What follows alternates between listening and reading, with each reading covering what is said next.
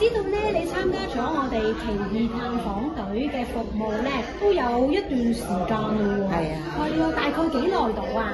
差唔多8、9個月㗎啦。哇，8、9個月啦，應該都有啦，真係差唔多8、9個月啦。係啊，我哋好似有義工嚟探你定期係咪啊？係啊，有次好多過嚟啦。而家同埋李姑娘。同埋李姑娘第一次係咪啊？而家主要有邊個嚟探你啊？我哋嘅義工。義工係阿平同阿蘭。有兩個義工嚟探你。係，佢哋幾耐探你一次啊？隔一個星期。隔一個星期就嚟啦，就嚟揾你啦。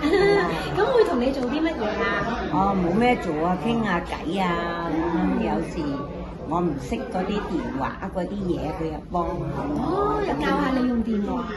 教就我好鬼蠢㗎嘛，教都唔識㗎嘛。唔會，同你一齊研究下點樣用啲電話咁樣係咪？叫佢哋咩嘢，佢哋都幫㗎，好好啊，兩個都唔錯。叫佢哋咩都幫。我聽講咧，好似話咧，佢哋有時都會同你一齊做下啲手工。係啊，而家係做手工。係做過啲咩手工啊？一齊。有一次做狗仔啊。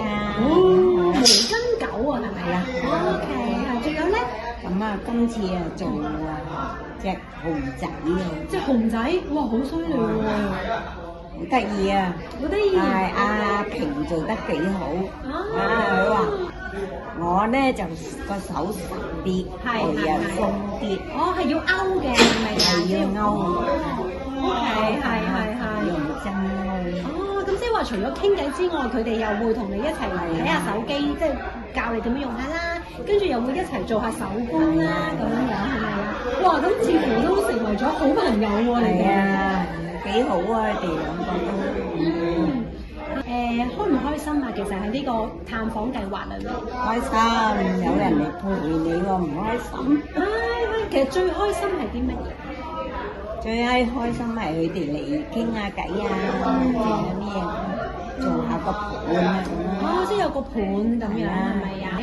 咁即係話如果雖然時間係短啲，不過咧都 OK 嘅。不過你一日咁自己坐喺度睇電視。有人陪都真係心裏會開心啲係咪？佢陪我，佢又去陪另外一個老人家咧喺低處。